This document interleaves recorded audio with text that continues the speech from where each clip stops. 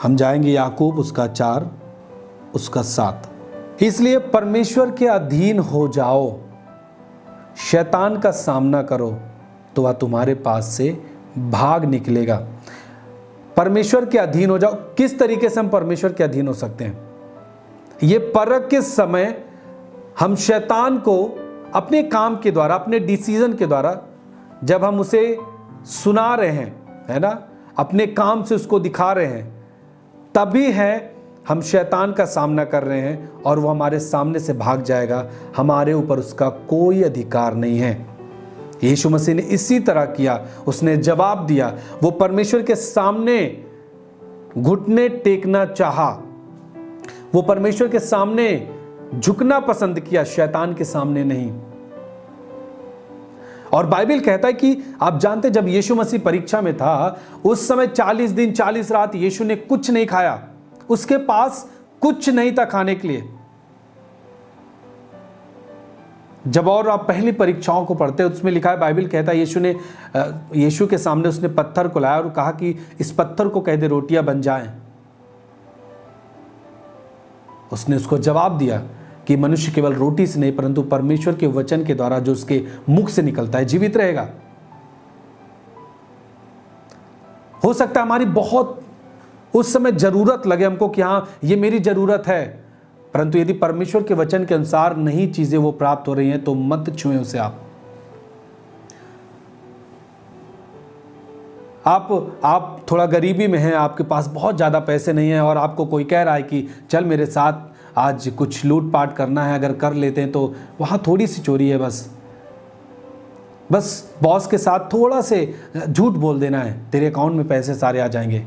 बस बॉस से थोड़ा बोल देना है ऐसे और हम उस सामान को निकाल के बेच लेंगे। बस बॉस को थोड़ा बिजी रखना, मैं बगल से उस चीज़ को चोरी कर लूँगा। आप कितनी भी आपकी उस समय परिस्थिति क्यों ना हो, परंतु इन चीज़ों को मत करना जो परमेश्वर की नज़र में खराब है, जो परमेश्वर के वचन के अनुसार नहीं है। यह आपके परख का समय है। और जब आप इस बात पे आप खड़े रहते हैं, केवल परमेश्वर जो कहता है उसके अनुसार जब आप निर्णय लेते हैं ना, उसका रिजल्ट जो होता है वो बड़ा होता है। यीशु ने कहा स्वर्ग और पृथ्वी का सारा अधिकार मुझे दिया गया है, न्याय का अधिकार पिता की वो दाहिनी ओर बैठा है। परमेश्वर के मन में आपके लिए अच्छी कल्पनाएं हैं, वो बेस्ट आपके लिए करना चाहता है। वो कोई बड़ा हो कोई छोटा हो उसके लिए मायने नहीं रखता, वो सबको वो अपने स्तर, अपने एक लेवल में बनाना चाहता है, क्योंकि हम उसकी संतान हैं। कितनी भी जरूरत हो, आपको लगता है कि मेरी जो एज है वो बहुत हो रही है और मुझे ऐसा कुछ, मेरी जो इच्छाएं हैं वो पूरी नहीं हो रही है, मैं इस तरीके से अपनी इच्छा को पूरी कर लूं, शारीरिक अभिलाषाओं की जो इच्छा उसको पूरा कर लूं चुपके से। आपकी जरूरत में शैतान आपको ज्यादा परखता है। जब आपके अंदर बहुत ज्यादा आप उस चीज को सोचते हैं, नकारात्मक चीजों को ज्यादा फोकस करते हैं, आप दिन भर गंदी वीडियोस देखते हैं, तो आपको शैतान परखेगा कि नहीं परखेगा? आराम से परखेगा, आप फंस भी जाएंगे। तो आपकी जरूरतों के समय वो आपके सामने कोई ना कोई चीज लेके आएगा। आप जिस पर ज्यादा आप चीजों को प्राप्त करने के आपके अंदर जो इच्छाएं होंगी उसके अनुसार वो गलत रीत से आपको पाने के लिए आपके सामने वो लेके आएगा, लेकिन गलत रीत से नहीं। मुझे बाइबल कहता है कि जो मसीह में जो व्यक्ति है वो एक आदर के साथ अपनी पत्नी को प्राप्त करना जाने।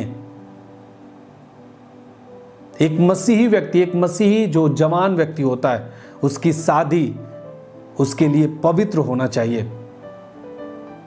हम संसार के लोगों के जैसे नहीं, इधर भाग उधर भाग, ये चुपके से वो चुपके से। माँ बाप दुखी हैं, माँ बाप रोक रहे हैं, परंतु नहीं, मेरा प्यार है, मैं कुछ भी करूँगा। ये प्यार है? ये प्यार नहीं है, ये धोखा है। ये माँ बाप को आप सता रहे हैं, आप परमेश्वर की इच्छा को, आप परमेश्वर को दुख दे रहे हैं। ये प्यार नहीं है, ये शैतान की चाल है जो आज युवाओं को फंसा के रखा है।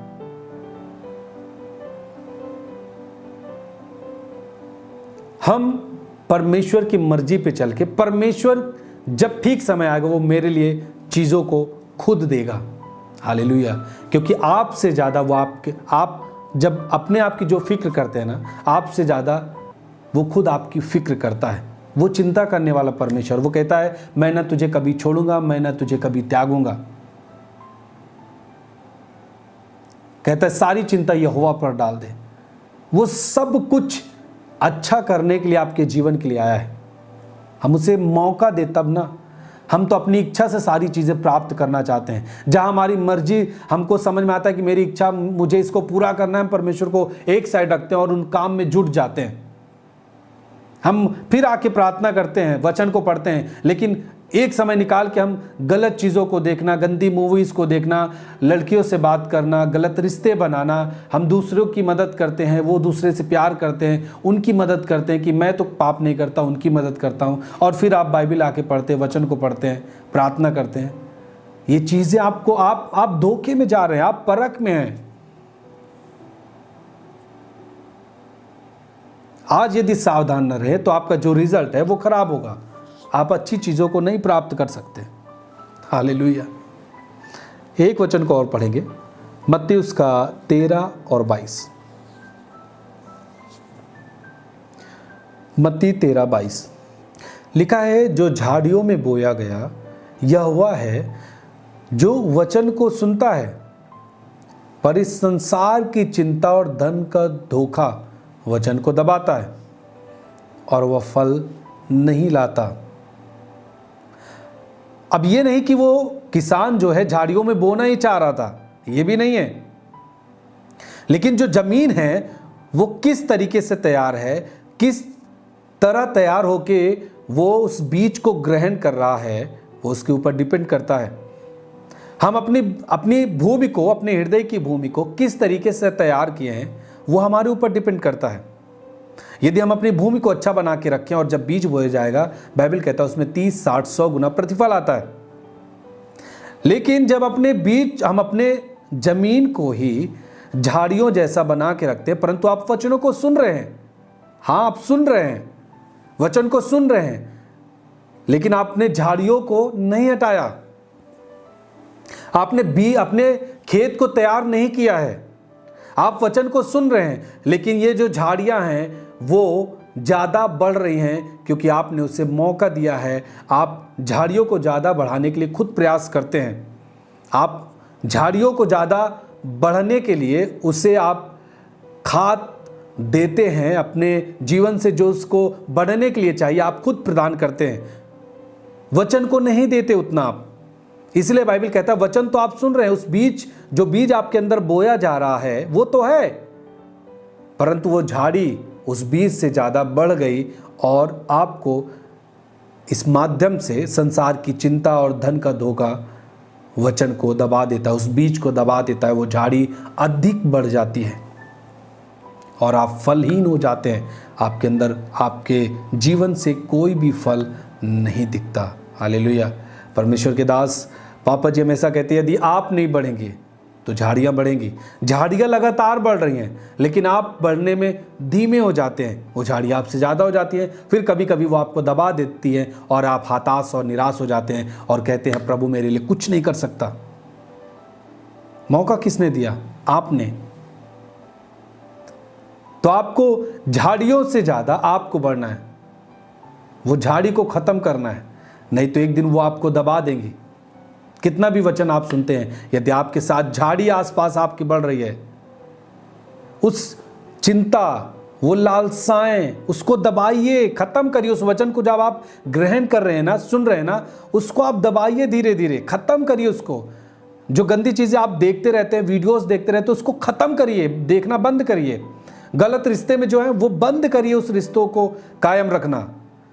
नहीं बंद करेंगे वो चीज़ें आपको दबा देंगी, आप फलहीन हो जाएंगे आने वाले दिनों में।